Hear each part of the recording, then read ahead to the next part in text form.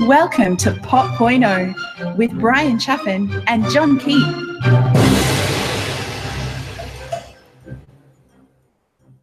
Today is, what is today? Today is Wednesday, November 8th. Yep, 2017. I'm Brian Chaffin, editor-in-chief of the Mac Observer, and believe it or not, this is a podcast, a video podcast.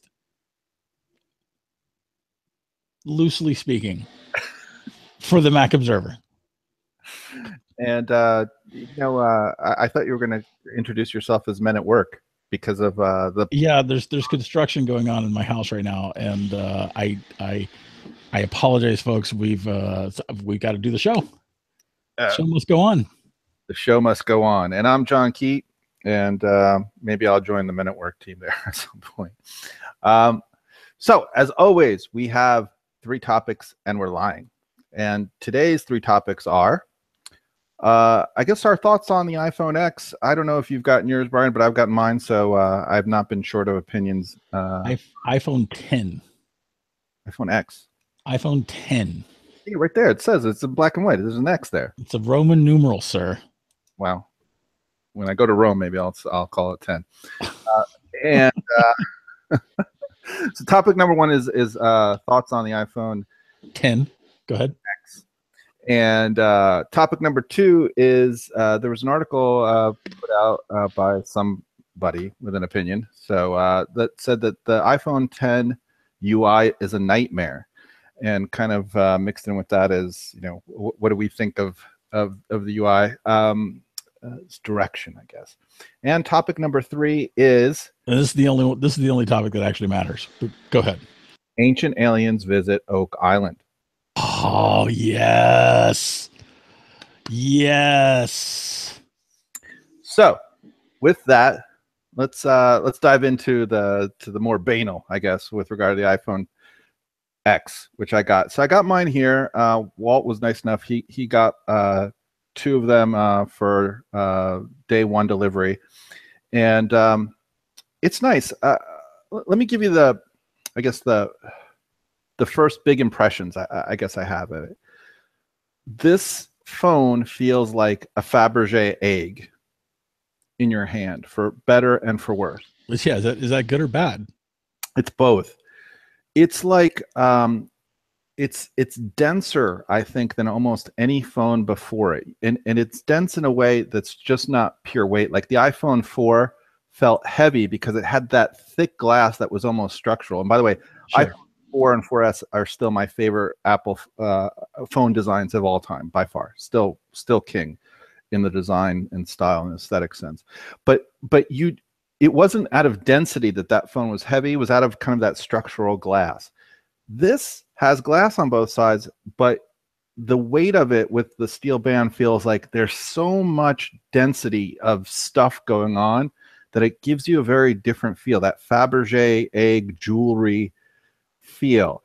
And it's good because you're paid a fortune. And the high-end iPhone X goes for $1,500 here in New York by the time you add Apple Care, which you have to with this phone, and taxes. It's $1,460 or something like that. So it's a pretty premium price at the high end that you're paying for this, so that it feels awesome, and it has that my precious, you want to touch it, jewelry-esque feel to it.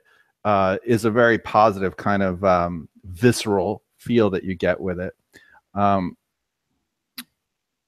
But to your comment, it's also negative. This phone is clearly by far the most fragile phone that Apple's made. Whereas, in some sense, people will say, well, they've made a 2-sided glass phone before. It was the iPhone 4. But again, the nature of that glass, even though I'm sure it was probably like Gorilla Glass 2 or something, and we're probably like on Gorilla Glass 4, version 4 at this point, or whatever it is, in theory it was weaker, but again, it was so much thicker because it was kind of a structural element that extended away from the flat band that surrounded the iPhone 4. Here the glass is clearly way thinner, and the density of the object, if you watch all the videos, it basically breaks on either side instantly with one drop. And gosh help you if you get it on the corner. And maybe this is why the bezel is so big. You know, Apple says that this doesn't have a bezel, but it's got a thick bezel all the way around. It's not like one of the Samsung phones that goes straight to the edge by kind of angling off. Sure. But maybe that bezel is needed because you need something hopefully to help it try to withstand at least some falls. But I'll tell you, I'm so paranoid with this phone that I don't think it's clear if I'm out on the street and hip level this falls, it's going to crack. But I'm even worried about it like just falling off the table. I think it's that fragile. So, well, so why don't you have a case on it? Because I hate cases. Well, and I have Apple Care, which gives you up to two damaging events. So in some sense, I feel like I'm going to test it and see how reasonable it is without a case. And when the eventual crash comes.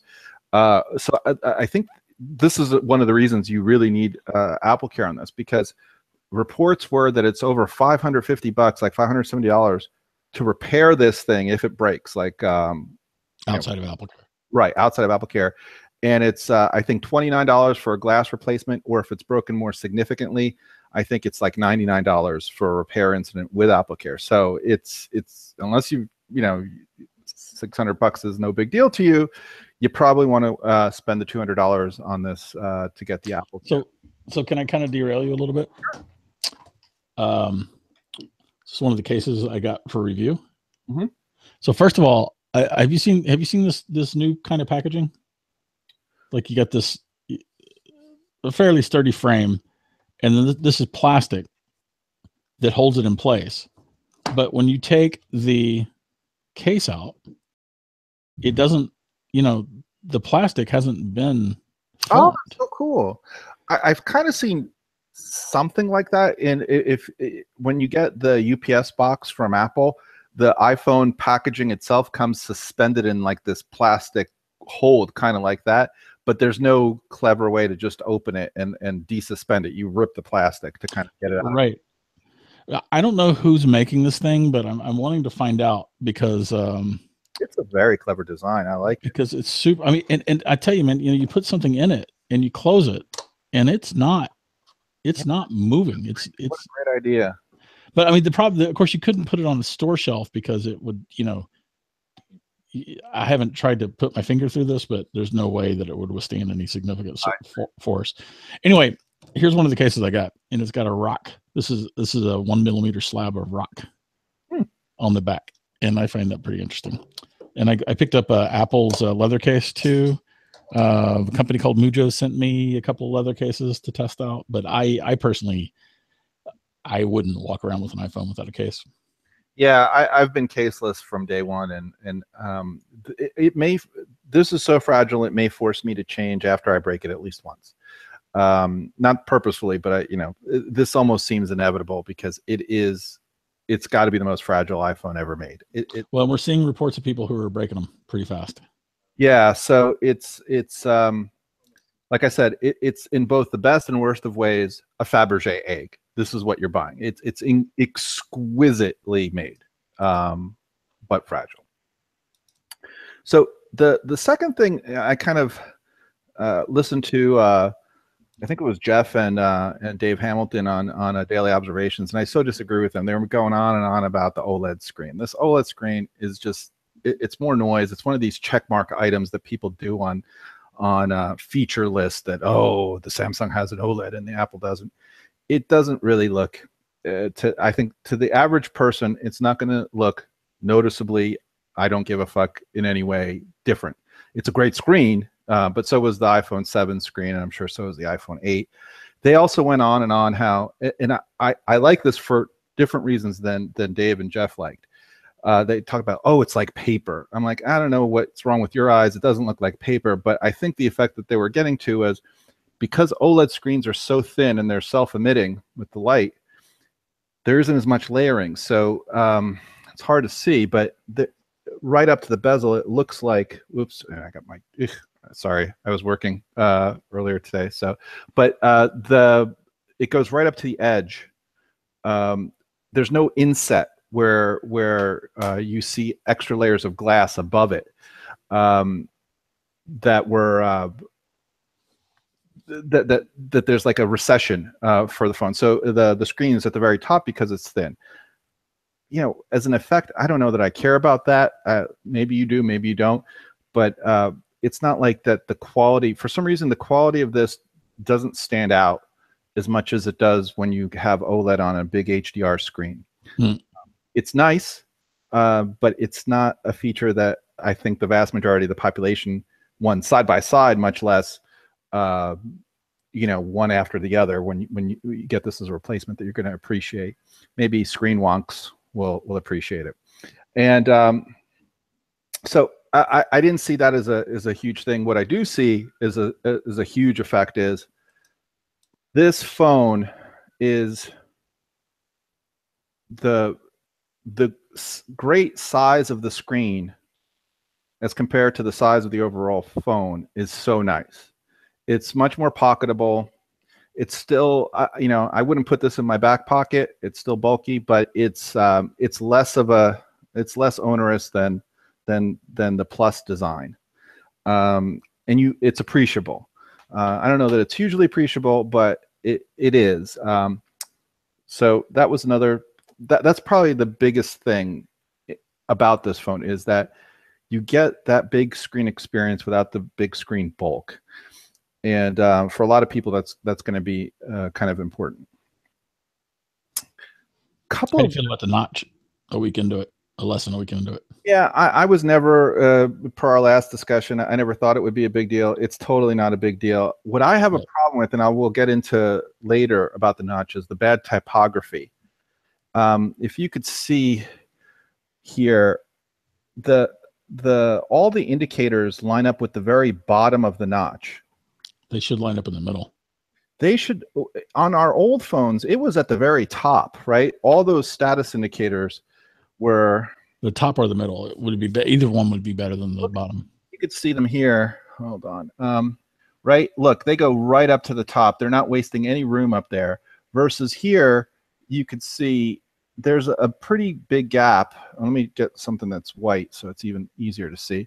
There's a pretty big gap because they line up with the bottom of the notch rather than up towards the. Yes, this has been Steve would have sent him packing for that. And there's no reason to, because even when the notch curls, you could have, if you could see, like, it's the whatchamacallit, the cellular indicators, that tucks right up into the corner thing. So you could have taken that here, right, that one, and moved it into the curve up here, and it would have tucked in nicely. So it's just poor typography, and it bothers me every time I look at it, that it's just bad typographical choices on that. And what's the red flashing light? Is that the Face ID trying to scan? Yeah, you can't see that with your bare eye, but you can see it on a camera. It's the infrared. Oh, really? You can't see that? I can, and you can't. No, human being can't see that. I can see it, obviously, when I see it blink right there on the camera. Yeah, how interesting is that? Yeah, it's always for some reason cameras pick that up and our human eyes do not. Sure. As opposed to our inhuman eyes. Right. The other eyes. Yeah, right. And there's other bad typography here too. Look, so let me get this at an angle. There's, in almost every app, you could see it's look from this slider you grab, and that's how you move things around or up. Yep. But there's just too much of a gap between that and yeah, it's a little crazy. I bet you both of those things get fixed in within the next 3 months. Yeah, so that there's a lot of little touches like that that I'm going to give a pass on, because I think, you know, hopefully they're fixable on it. But you look at them and you're just, I wonder why did that why am I can't be the only one to notice, and I think it's purposeful. I think they wanted to line it up with the bottom of the notch and just leave a bigger gap up there. But if they move, that notch will also move. So here, let me show you an example. This is kind of geeking out, but if I click a link of something like, like pop.0, And oh God, go away, ad. Oh, shut up. Of course that would be annoying. Just a give me a link to any article. There we go.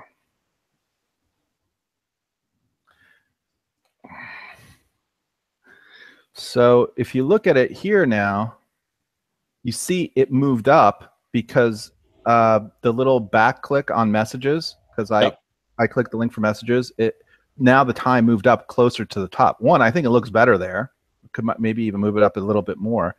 But the further up you move it up there, the more you could put into the notch. And you don't want to overload it too much. But on the other hand, there's a lot of wasted space in this UI. And it's very, I don't get what the thought process was on it. So to your point, hopefully it's all stuff that gets fixed as it matures a little bit. Two other big things. One, which I've heard no one mention. I always get the white phone. Why? Because I don't know. I like it. I got what I thought was a silver phone, and the back is this silver thing. Mm-hmm. The front still has a black bezel. And if I'd known that, I would have just gotten the black phone. The black phone is what you want to get because it's like for some reason, this design, it's so two-tone, right, with the black and the gray. It reminds me kind of the late 1970s Pontiac Bonnevilles. They started two-toning those. Like it became very classy to have a two-tone car where the hood was a deeper blue than the sides of the car or something like that. It just reminds me of that. It's weird. I would have much rather had the white bezel, and I don't get why they couldn't do it. They've done it on every other phone. So, and I guess maybe their fear was that the notch would be more prominent, but I don't care. I was hoping to get a white and silver phone. So I haven't seen people mention that. I'm normally get the white phone, but in this case, if I had it to do over again, I would just get the black. Yeah, I saw someone complaining about that, but that may have been you in our text group. Yes, that's like my complaints are so broad and far all over the place that it's hard to know where and whence they come from. All right, so what do you? I guess we're going to kind of get into this in a bit, but how are you thinking about the home button so far? The home button I'm fine with. The home button, they picked a winner of a gesture. One, the Face ID is mixed in that in some occasions it's faster than the old Touch ID. In some occasions it's going to be slower. So overall it's a wash. But you're talking about Face ID? Yeah, Face ID. Or the home button first. Face ID. But it's kind of the precursor before you get to the home button, right? Because the Face ID has got to unlock decently quickly before you can get the home. Otherwise you're going to be scrubbing your thumb with no effect. And the effect for the home button of just swiping up is I don't know that I can do that here. Of just swiping up is super. It always worked. It's always liquid. I was afraid since it was software instead of hardware initiated that somehow it would be more laggy or less responsive, and I haven't found that yet. It's very solid, and you can build muscle memory with it pretty quickly. The first day I had it, I was mashing for Spectre home buttons, but by the second day, when I used my other devices, I was then trying to swipe up instead of hit the Touch ID button. So once again, the Apple has this issue of I wish they could distribute their new UI conventions more quickly, because it causes confusion when you go back to an old phone or you go back to just the iPad. You've now got that button, and now I'm trying to swipe up because it's that quick. By the second day, for a lot of people that are proficient users, I don't think it's going to be an issue. Yeah, and that's essentially what we were predicting would be the case. Yeah. And the win in screen space, even though they waste it with bad typography and button is still an overall win. Here's where there's a few things that you wonder why they didn't think otherwise. But so if you recall, the way you get to the app switcher on the old phone is you kind of double tap the home button, right? Yep. And then if you want to kill something, you just swipe up and you kill it. Yep. So here, you don't have a double button to swipe, but what you do is you swipe up and you stop kind of to hold for a niche. Some people don't like that because it's not as super fast. Once you get you can also, Adam told us we have a tip.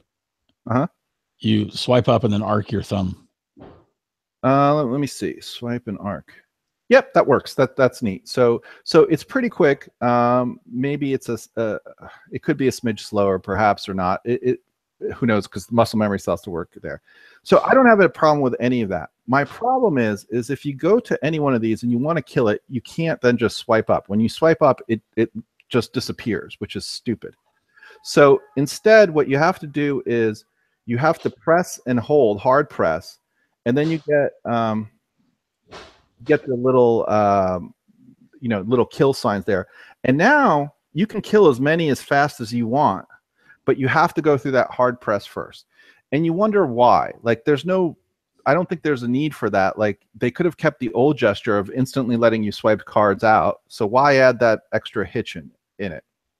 You wonder. Yeah, I'm so I'm waiting for mine on the 17th, and don't have it yet. And I'm really, really, really wanting to dig into these things myself. So, one other big thing that I've heard zero people report on is there was no landscape mode on this phone, even though the screen is bigger than a Plus screen. So normally on a Plus, when you're in email and you rotate it, you get kind of an iPad version of a side-by-side view. So let me, so here's email. Yep. Oh gosh, of course I'm making a new email. And if you go side by side, you get the two column, which is great because you can plow through and just read a bunch of. Have you gone through all the preferences for that? Yeah, I have seen there's no, and many other people are complaining the same thing, that like, why wouldn't they just have a setting that lets you do that? And that needs to be fixed.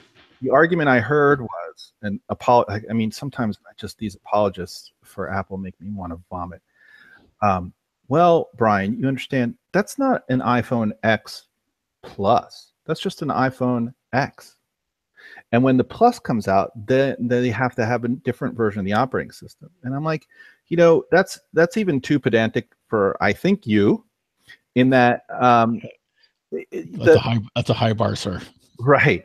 Because this was never about make this available on a different model. It was always about, is there enough screen space to make this very nice feature available?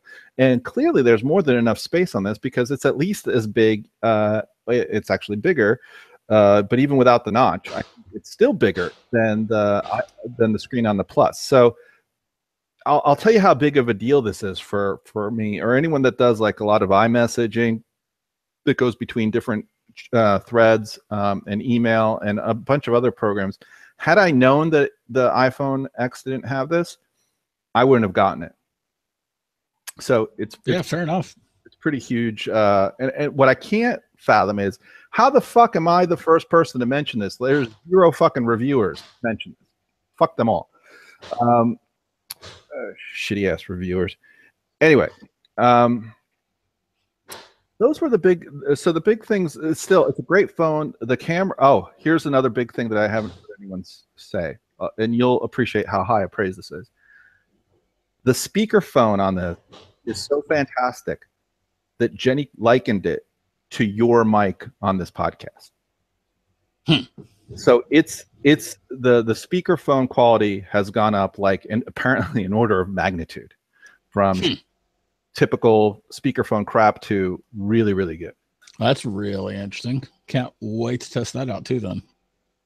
So those were some things I haven't heard other people mention about it. Overall, there's some hitches in the UI, some things that are better in the UI.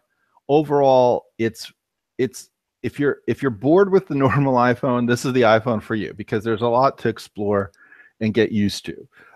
And it reminds me of kind of your awesomely sardonic statement that is so true. You know, everyone complains to Apple that give us something new, and then when they give us something new, they say we want it to work just like it always did, right? And I think that captures a lot of complaints that are unjustified. I think there's a third way. Like, I didn't have a problem that you changed some of the behavior, but like you could actually have made it even better, and I'm not sure why.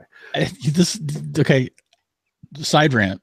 This is my complaint about some of the story changes in Game of Thrones or the Lord of the Rings movies.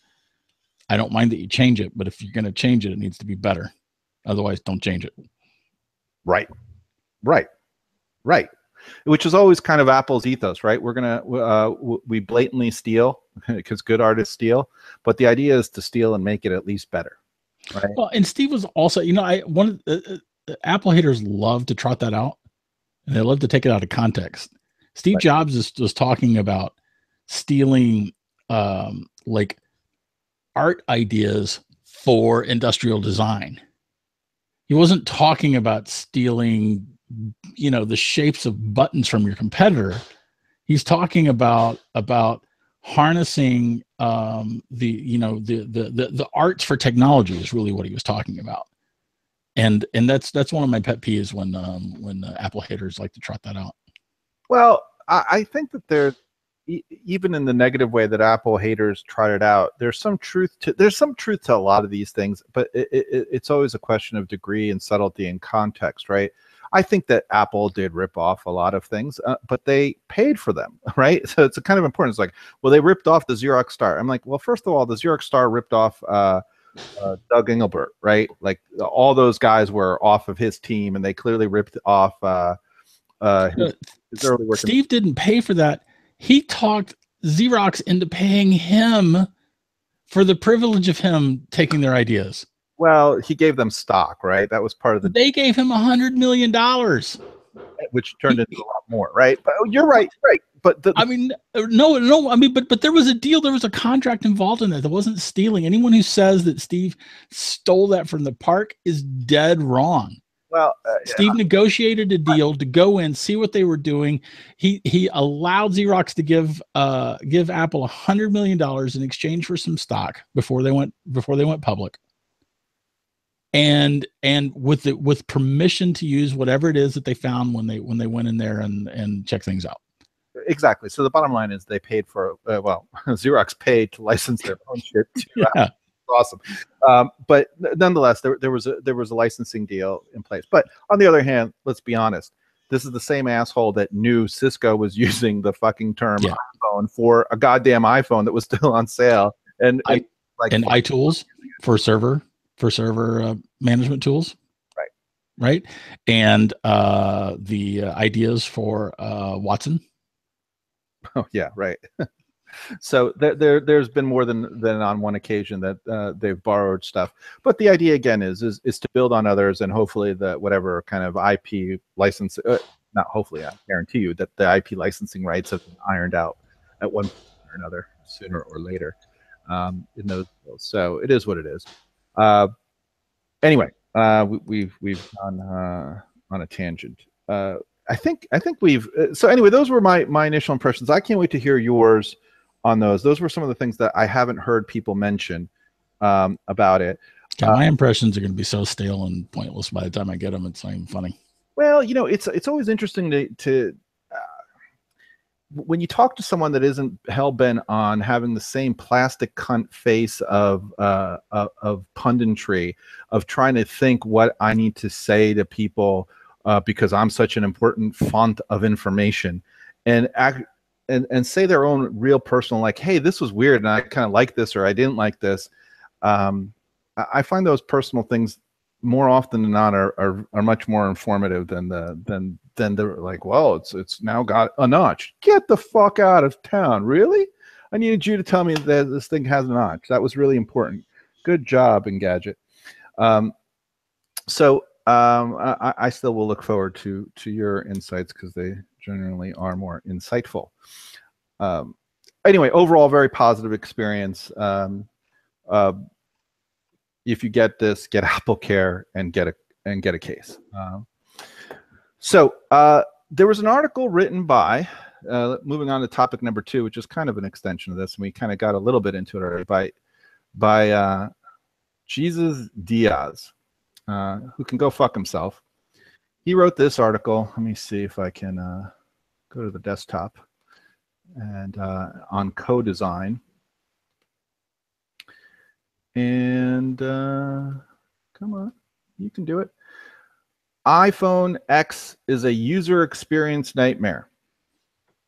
And he goes into here, he cites, I don't think we can actually read any of that, just so you know. Yeah, a user manual that Apple forgot to write, and it has all these different things on how to restart and how to open apps and close apps.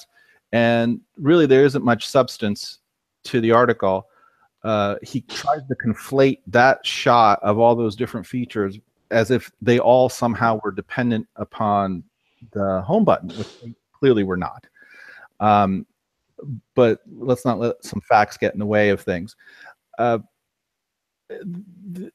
He did have one point that was I thought interesting, which was the UI that Apple came up with by letting people, whenever they get lost, go home with an easy to get to button was so profoundly easy and intuitive for people to grasp that moving away from it almost necessarily complicates things. And I think that that's somewhat true.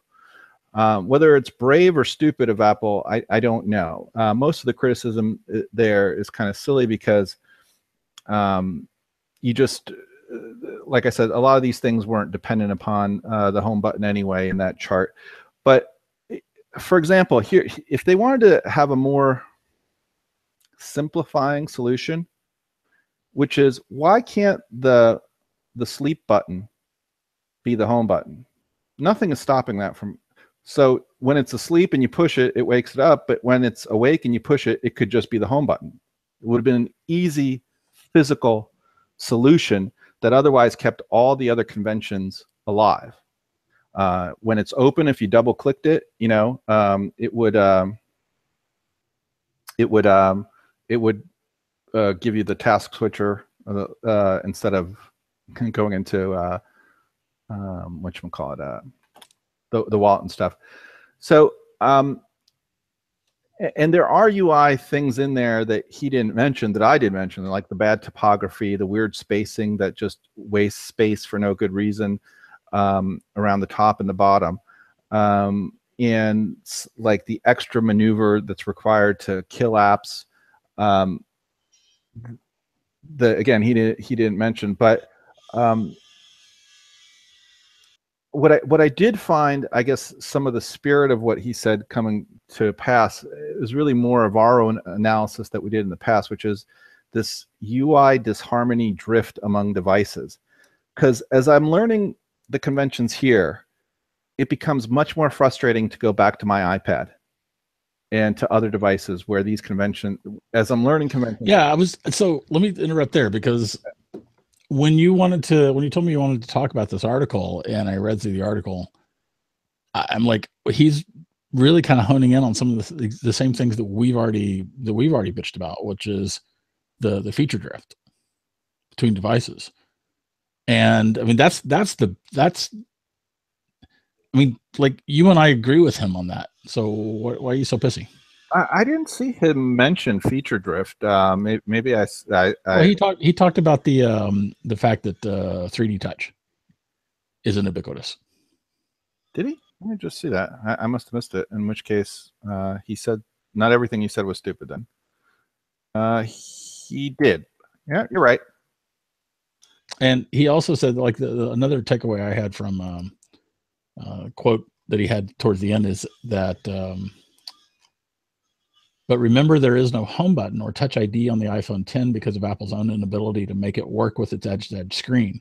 This is a new problem that didn't exist, and now it has a bad solution.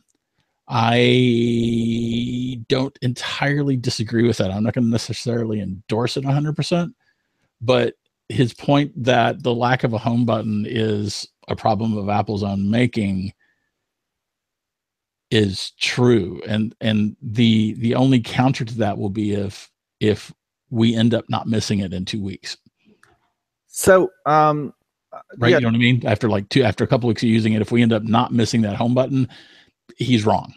So I don't miss the home button already. The home button actually works. The home swipe works so phenomenally well that that's not what I miss. Some of the other gestures, or like I said, are a little more questionable. But for just getting home, it seems to work pretty rock solidly. Again, maybe your mileage will vary. I think most. I guess what I took umbrage with was his conflating that missing manual with kind of like this UI drift, when a bunch of those commands didn't even deal with the home button necessarily, right? They never necessarily had a home button connection, but right. And so he's got this sort of this theme essentially that Apple is losing sight of the simplicity that made the original iPhone so easy to use, and that once upon a time you didn't need any kind of manual, and now you do. I actually think he's kind of misremembering. I think that there were plenty of tutorials for how to actually do things with the original iPhone, and that over time, it's been 10 years now, so we're starting to forget those things. Because it was perfectly natural that you would push the sleep button and the home button together to take a snapshot, right? That just explained itself to your point, right? Right. Makes a big difference that now you push one of the volume rockers and the sleep button. Oh my God, that is just it's a shift in the tectonic plates. It's a bunch of bullshit. Now, but he does have a point that we do have an explosion of how to do. We've published many articles at the Mac Observer explaining how to do things in the iPhone 10 because it's new and different. I concede the fact that this is a reality, that there are more such articles, but I don't know that that's necessarily bad. Well, it gets back to your point. It's like, oh, give us something new, but no, damn it, you gave us something new. Right.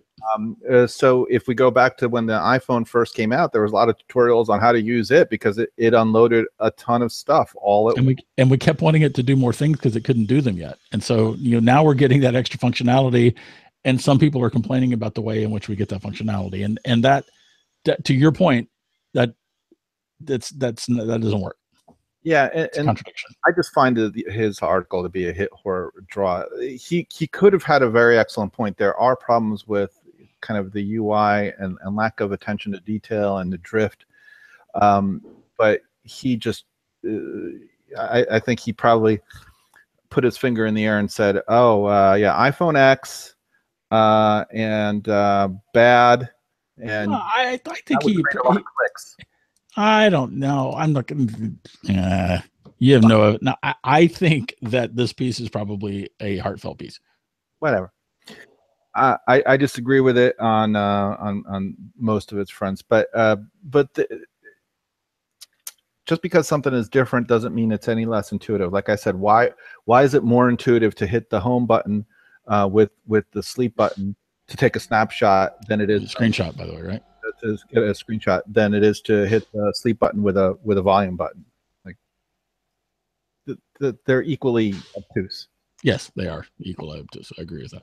So it's just a bunch of there may be a point and there may be some weight to the spirit of the topic, but it's the biggest thing that the biggest point that he makes that you and I agree with is the effects of feature drift.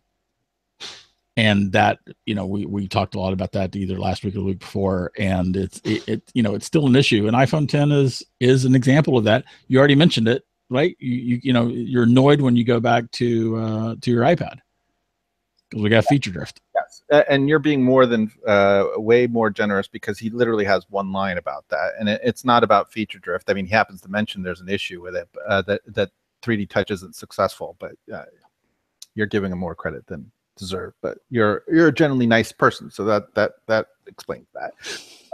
Yeah, I agree. Anyway, let's not bemoan this. The bottom line is, if you get this phone, you're going to feel somewhat out of a loss because a bunch of things are unfamiliar in the way that they work and seem to appear, and you will quickly get into the swim of new things. And if anything, it will probably annoy you when you go back and use other things, which is the second part of the topic, that there's a rumor out now that the iPad is going to come out with a notch and a Face ID package and have close to zero bezels as well, which forward to. Well, you say done now, like now that the response to Face ID hasn't been this sucks, it seems obvious in retrospect. But before then, I think a lot of people were like, gosh, I really want my Touch ID. I don't think I want this Face ID stuff. And I don't know that I want this on other stuff. So I think in retrospect, it is duh. But before, we need to turn that on its head, John. Face ID would have had it. It was obvious to me that Face ID would have to be a horrible failure for the iPhone 10 not to presage what's coming for other iOS devices. I think it could have been not a horrible failure. I think it could have been as poorly received as the Touch Bar, and that would be enough for it not necessarily to have drifted elsewhere. Well, keep in mind that I believe that one of Apple's goals is to have an entirely buttonless device. Jeff and I talked about that on a episode of ACM recently. We think that Apple very much wants to have a sealed device. So Rick just pointed out something really neat, that Face ID does not work in landscape mode. And no, it does not. It does not. Huh. Interesting. I haven't tried to use it in landscape mode. But it's funny, that quick jump was quick enough to unlock it. That's how quick it is. But yeah, that would be neat, Rick. I agree. I wonder if it's tough for them to do that or not. One thing, and I've been saying this for a while on the show, like when I showed the Surface thing, the place where it clearly needs to be added, I think, are on Macs. It's so. Oh, this is one of the great features. This is one of the times when Face ID is clearly faster. So if you frequently open, say, 1Password, right, or anything that requires you to what would normally require you to thumb in, your face is already there. So a lot of times the Face ID icon will flash and go away so quick, it doesn't really slow down your workflow because your face is just there. And the same thing could happen on the Mac. If there's a notched camera up there, your face is there. So a lot of times you won't even need a password to be entered because your existence is always verifiable. So would you get an iMac? No, but you don't need. You kind of mentioned this, that it only will work on iMacs and stuff. But Apple's making a separate screen, so that there's no reason they can't put this package in their own Apple screen. Oh, let's try. That's a really good point. That is a tremendously good point. Yeah, so iMacs and Apple displays, and otherwise you don't get it. It might have even been the reason for Apple to reconsider getting out of the Apple. Maybe they getting back into it, and they said, "Gosh, this is so good that we really need to be making a display with this," right? So they could have done something like the Kinect, I guess, on Xbox, and made a separate module as well too, but. Just packaging it all into a nice Apple screen makes a lot of sense. Anyway, so can we get to what really matters? All right, moving on to topic 3: Ancient Aliens and Oak Island. And visit Oak Island, right? Come on, dude, that's awesome. So ridiculous. It's ridiculous, but it's awesome. So this is a peanut butter and chocolate moment for me at home, and Oak Island, just first of all, I love Oak Island as we've shared before, and season 5 just started last night, and so spoilers if you haven't seen it, beware. We'll talk about it a little bit. Episode 1 was on. It was a good episode, but weirdly, 2-hour episode. What? 2-hour episode too. Yeah, that's right. It's a double episode. But weirdly, I was watching the last season of Ancient Aliens, which is shocking. That is 12 seasons old, dude. That has been on 12 seasons. This is I will proudly proclaim Ancient Aliens to be one of my absolutely guilty pleasures. As is mine. Again, there's so many good things about that show that have nothing to do with stupid Ancient Aliens, but it's a show that shows you places on Earth you just exist. Paumapunku. I'd never heard of that until Ancient Aliens. I forget that place in the Mediterranean on that island. It's like this chamber that vibrates at 110 hertz. And this beautiful, you're like, how the hell have I not heard of amphitheater underground? There's all kinds of just marvels and wonders of the earth that you look at and you say, how the hell have I not heard of these things? They're so incredible. They're every bit the equal to the Great Pyramids. Every person should know they exist. They're incredible places. And so this show takes you on journeys in those. So I was watching, binge watching season 12, and I got to episode 5, which incorporated Oak Island. And episode 5, same. I'm pretty sure it's the same producers. Yeah, it's the same. It's the same announcer who I believe is one of the producers. I think that's right, and I think it might be on the same channel. Everything. I think they cross share a lot of materials on that channel between the different programs they have. A lot of the announcers kind of drift from one. The other big one, by the way, for me, before we get off too much on the actual topic, is there was Puma Punku, which is just astounding to me, absolutely astounding. And then there's the place that's offshore Japan that was last above shore during the last ice age. Right, and they had a nice recap episode. This whole season 12 recaps a lot of things, so it's kind of cool because I'm sure I missed some of these episodes early on, and so they had a lot of lost cities that were found in one of the episodes this season, where they mentioned that place that was off the coast of India, but like 5 other cities that were equally marvelous like that. And you're like, what the fuck? How am I not hearing about this shit? It's incredible shit. Yep. Anyway, so isn't it possible that the reason we haven't heard of these things is because the ancient aliens gave us a curse? That's right. And yes, the answer is yes. So clearly, yes. So we kind of did this in the pre-show, but there's this lovely crutch that they use. Like, it's this rhetorical question of, isn't it possible that aliens are up my ass right now, puppeting me to do this show? And it's one of two things: either ancient alien theorists say, yes, or i.e. the alien nut jobs tells us yes. Yes. One of the two. Yeah, the theory espoused by said nut jobs. Right. Yeah, so all right. This is slightly separate from the Oak Island show, because Oak Island is rooted in an actual archaeological investigation that's happening as we speak. Right. So I'm watching this episode, and here's the connection. And I have to say, because I think the producers wanted to co-use this footage or something like that. Oh, I'm sure. Yeah, they're co-promoting. They have had to put together, which is saying something for the show Ancient Aliens, the absolute weakest Ancient Aliens connection in the history of the show. Yeah.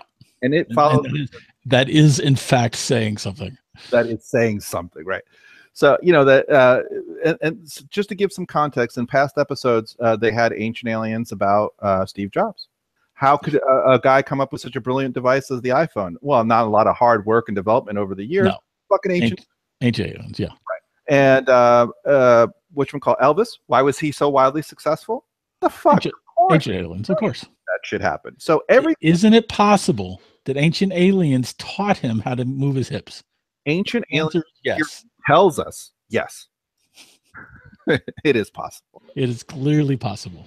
So I'm watching this episode, and it's all about curses. And so here again, spoilers if you haven't seen episode 5 of this season. It's a few months old now, I think. So anyway, here's the premise of it. They're in the Great Pyramid, and I'm sorry, they're Tutankhamun's. You mean the ancient electricity generation plants? But please go ahead. Right. They weren't actually in the Great Pyramids. They were off the pyramids. They were in the land of the kings or whatever it was, and it was all about Tutankhamun's burial place. And the first person that walked into it, none of the local people wanted to go into it because there are curses associated with this. And when they broke through, it turned out that a lot of the people that were the first entrants to the tomb mysteriously died, right? For one reason or the other. And sometimes, on different continents, weeks, whatever, and they're like, well, it's a curse. And so this is how the curse is tied to ancient aliens. It's just like Siri. It works just like Siri. So they showed an iPhone, and just like you could tell Siri, to to show you website results, or maybe to order you a pizza, it could have been voice activated. It could have been voice activated that you would say anyone that walks into the tomb gets cursed, or the first 7 people that walk into the tomb. Why would that have to? What does it matter if it's voice activated? What does that have to do with the price of eggs in ancient alien Are you China? a professional ancient aliens theorist? That's why you don't understand. So, okay, my apologies. So please continue. So, what I like is that somehow they describe the user interface to this, and they feel that it is akin to explaining. Let's assume why this would need to be voice activated. I don't know, but let's assume that the ancient aliens had a Siri-like thing that was voice activated, where you could say, "Hey Siri, the first 7 people that walk through my door, curse them." And Siri says, "Are you sure you want to curse the first 7 people?" And like, "Yes, I would." And Siri says, "Okay, well, I'm going to schedule that." And you're like, "Okay, all right." So they got that user interface. They feel that somehow explains how the cursing works. When people go in there and the stone somehow takes an impression of their likeness and then follows them around, this Siri ghost that follows them around for months and years at a time, and then thinks of, do I give him a heart attack? No. How about some kind of seizure? No. How about poisoning? Oh yeah, like some rare Okay, so poisoning. That's how I'm going to kill this one. So they don't explain how the actual curse part works, but because they explain how the interface, the interface, yeah, they've got the UX element down, so that pretty much covers it.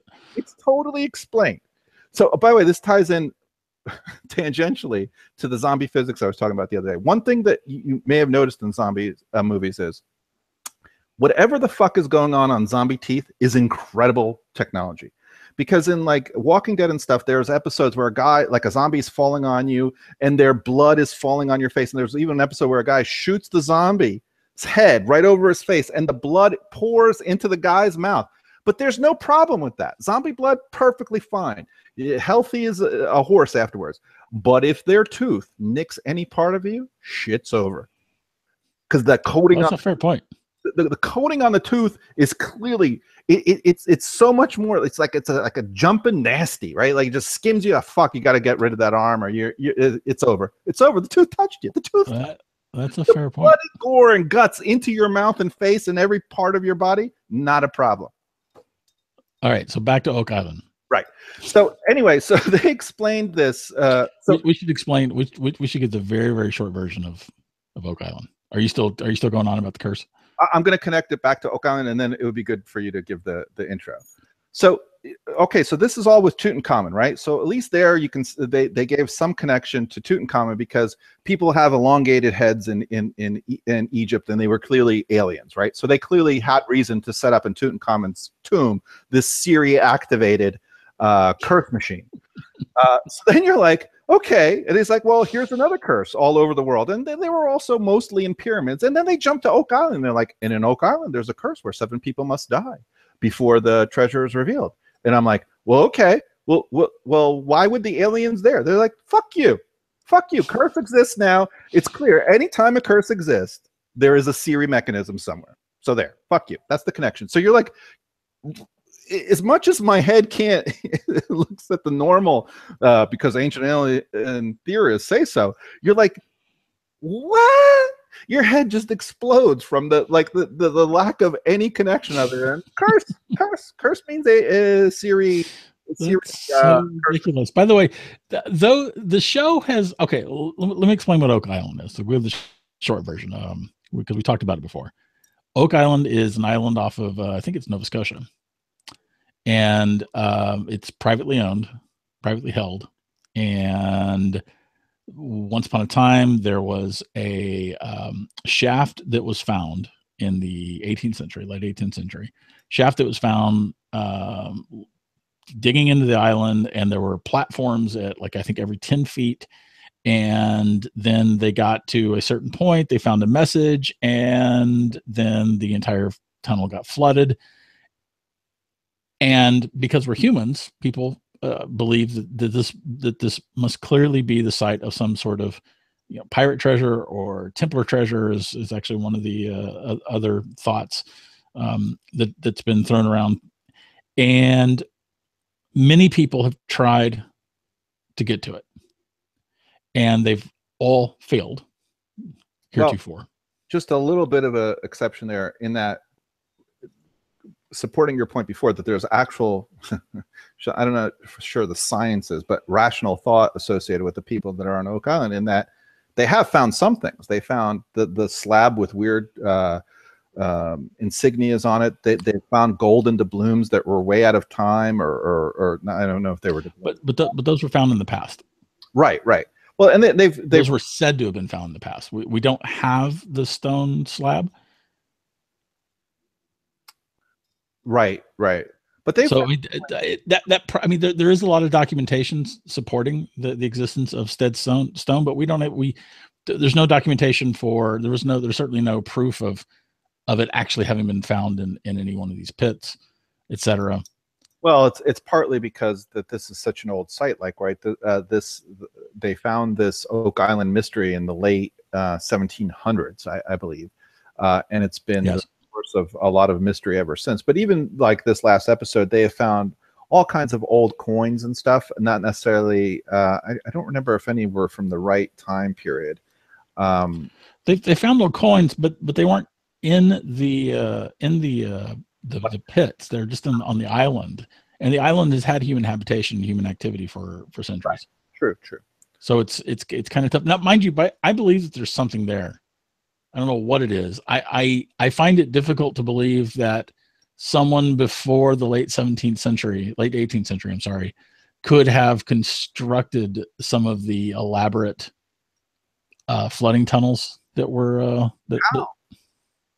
there's only one way. Yeah, ancient aliens, of course. And but you know, goodness knows that humans have been ingenious throughout history. So even that is possible.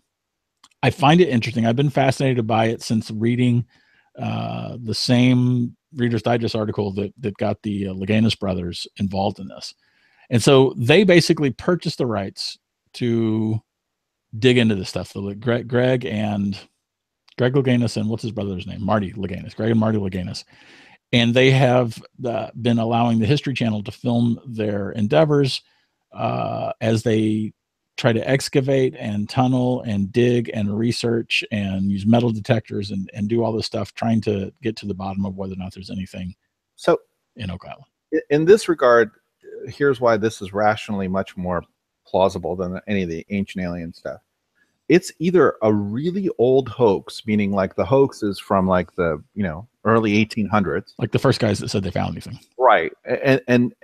And dug and built infrastructure deep in the ground then, or it's the real. There's some real mystery there, and a lot of the dating of the wood and the planks and kind of the nails and stuff that they get are and the coconut fiber.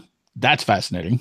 Right, that are old enough that show that the build of this infrastructure for these traps and whatnot seem pretty darn old. So it lends some credence to it. So like I said, it's either a really, really old kind of scammy ruse.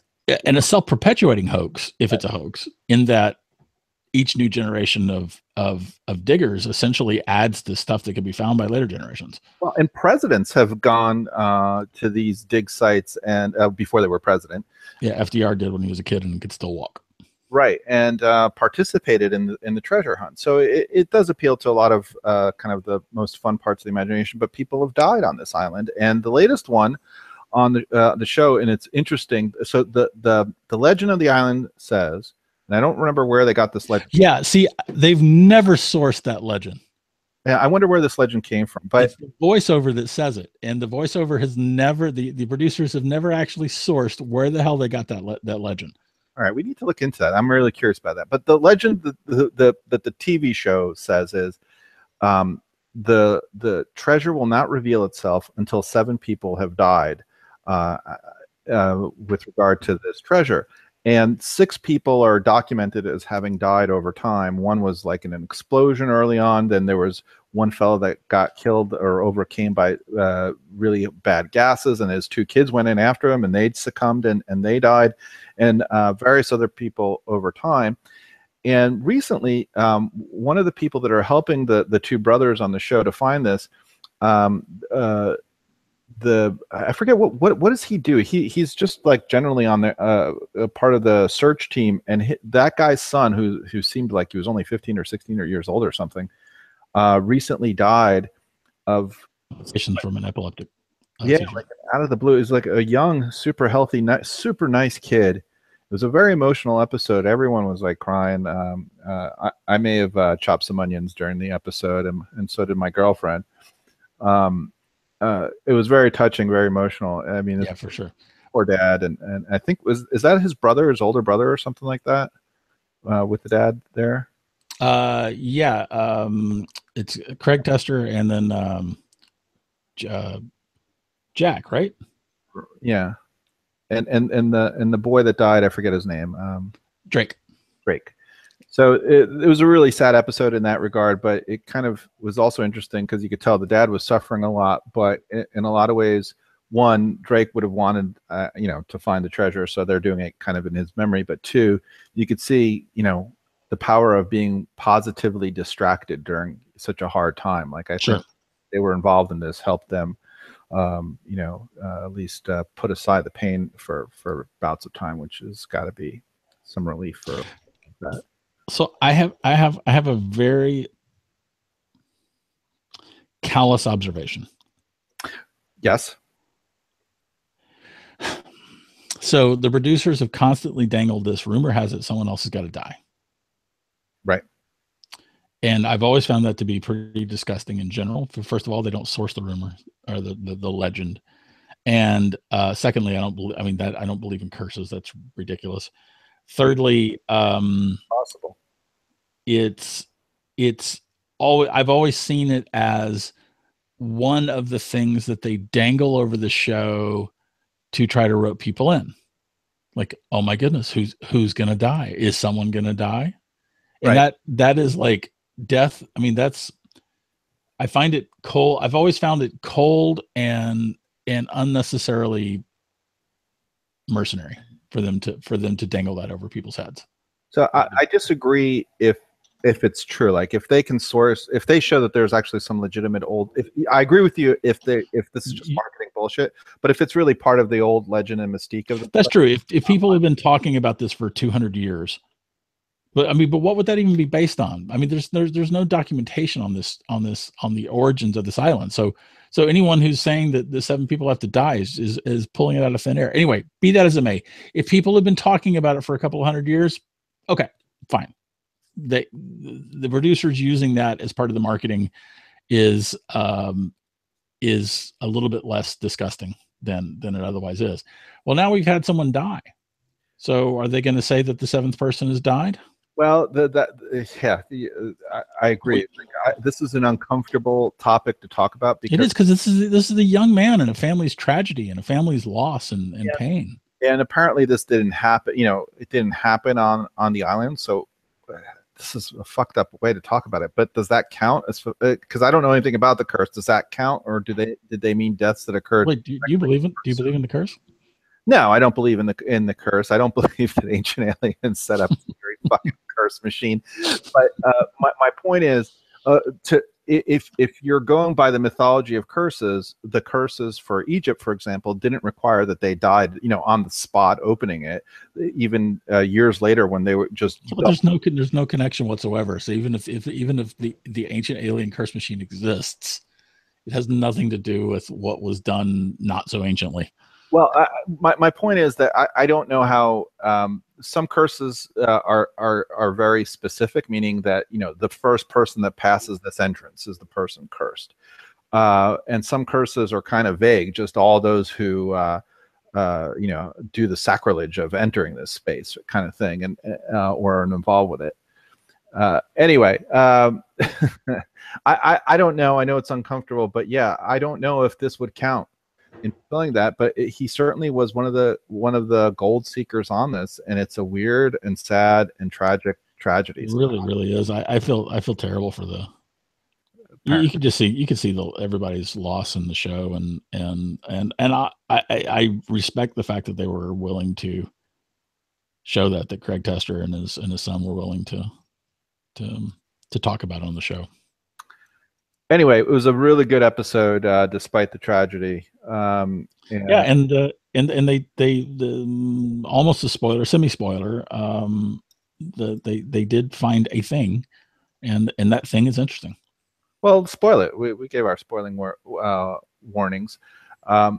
They finally got down into the I think it was the C hole, C1, and here's a question.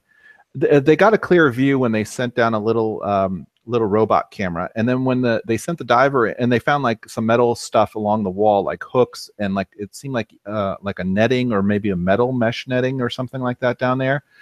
And so they wanted to go down and retrieve it. When they send the diver down, the diver stayed down way too long, so it was kind of dramatic. Like he had to go into the decompression chamber. Yeah.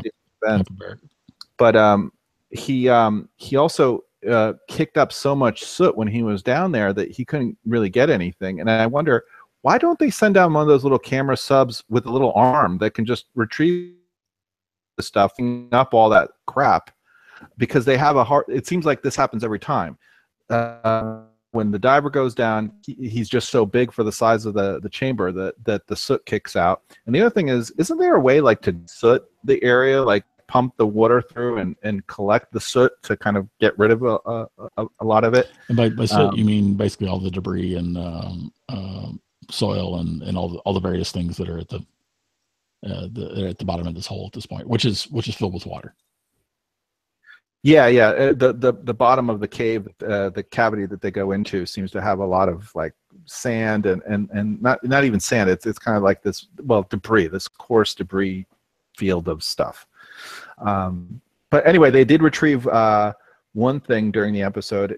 They found, again, I think it was in the swamp? It was from the spoil of last year of the material that they dredged from up. The hole they're calling Gal 1. It's a new hole that they drilled last year. And they found a spike. It looks like kind of like, I guess maybe, I don't know what it held, maybe deck planking, maybe.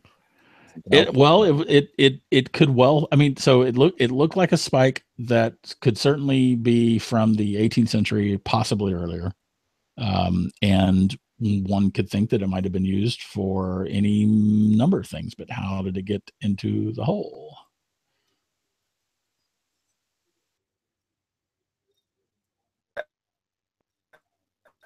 I think the show. Sorry, I think my connection dropped out for a bit. It did. Anyway, it might be a good. The curse might be ending the show, or the curse might be that the show is not ending yet. I'm not sure. Yeah, I'm not sure. I'm not sure if Lars is cranky that we're still talking about this, or if he's cranky about the show. Yeah. Anyway, it was from their own person that does the metal finding said that it's either from the somewhere in the 1700s, but it could be as early as the 1600s. If so, that's a pretty interesting date. It is, yeah. Anyway, we've beaten this horse, I think. Yeah, it's I love the show. If you guys are at all interested in the stuff that we're babbling about, please tune in. It's called Curse of Oak Island. It's on the History Channel. And the season 5 just started. First episode was last night, which would be Tuesday the 7th, and I think the next episode is going to be Tuesday the 13th.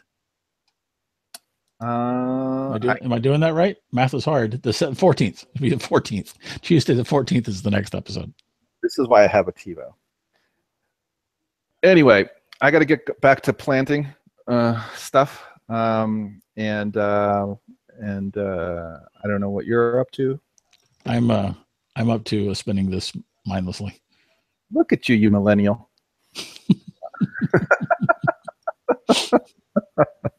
I know you took that as the compliment it was intended to be. Yeah, something like that. Yeah. So anyway, thanks everybody. We appreciate you joining in. Make sure you subscribe. And on that popular topic, we'll see you next week. you.